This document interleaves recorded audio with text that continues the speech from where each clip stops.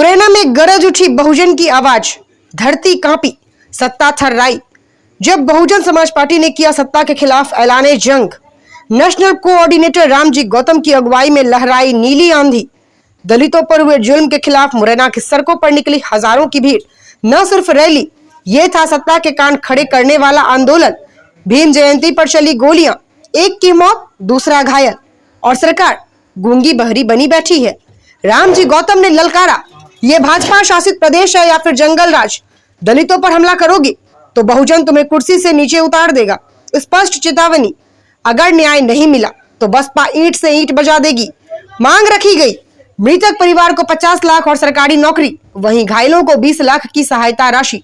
और यही नहीं, बसपा प्रत्याशी रमेश गर्ग का भी सत्ता को सीधा चैलेंज। मुरैना की 6 सीटें होंगी हमारी और प्रशासन को हम झुका कर रखेंगे। हाथों में झंडे, जुबान पर संविधान और दिलों में क्रांति। मुरैना में आज लोकतंत्र ने उठाई आवाज, और ये आवाज अब दबने वाली नहीं। जिला नजर न्यूज नेटवर्क के लिए मुरैना से मोहम्मद इसरार खान की रिपोर्ट।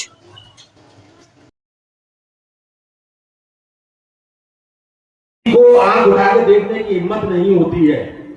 कोई भी घटना दुर्घटना उनके साथ में होती है, हम लोग एकत्रित होते हैं, प्रशासन से जाके बात करते हैं और हमारी उन घटनाओं का निराकरण 7 दिन के अंदर अंदर हो जाया करता है।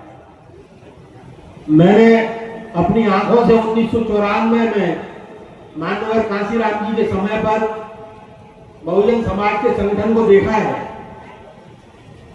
बहुजन समाज के 1993 में 2 विधायक बहुजन समाज पार्टी के हुआ करते थे। 1998 में 3 सीट सबलगढ़, जोराबाद, सुमावली जीती, अंबा में दूसरे स्थान पर रहे। 2003 में सीटें तो नहीं जीती पर वोटों का प्रतिशत बहुत अच्छा रहा। वह मुरैना से जीती और सुमावली व दिल्ली, अंबा कम अंतर से हारकर दूसरे।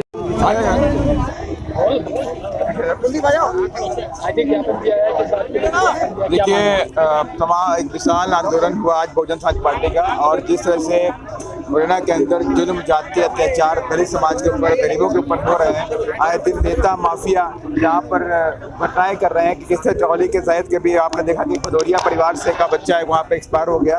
तमाम तरह के अराजक तत्व यहाँ पर एक्टिव हैं। तमाम उन बातों को लेकर के बहुजन समाज पार्टी ने आज आंदोलन किया है कि मुरैना के अंदर से जुल्म, जाति, अत्याचार जो हो रहा है, गुंडागर्दी जो हो रही है, उस पर लगाम लगाया जाए, उसे खत्म किया जाए।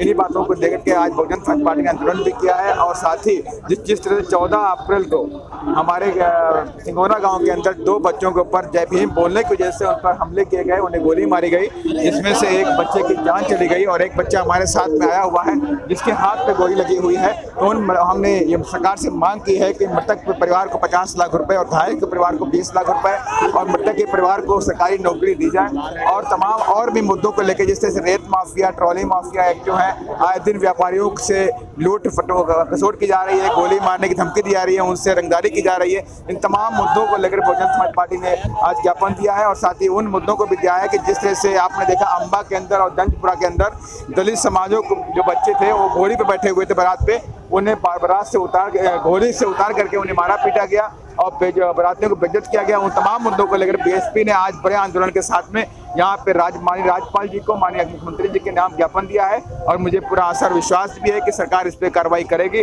अन्यथा बहुजन समाज पार्टी बड़े आंदोलन की तरफ भी रुख करने का काम करेगी। 10 या 11 सूत्री मांगे हैं, उसमें लॉ एंड ऑर्डर से संबंधित विषय है और किसी समाज विषय के विरुद्ध अत्याचार से संबंधित है। काफ़ी सारी चीज़ें उसमें हैं। सर, उसमें पुलिस प्रशासन पर भी आरोप लगे रहे हैं कि कानून व्यवस्था बिल्कुल ध्वस्त नजर आ रही है। नहीं, बिल्कुल कानून व्यवस्था बिल्कुल ध्वस्त नहीं है। कानून व्यवस्था पर तो हम लोग निरंतर कार्रवाई करते ही रहते हैं, ना ही किसी को अनुमति है कानून व्यवस्था ध्वस्त करने की, और ऐसी कोई स्थिति है नहीं।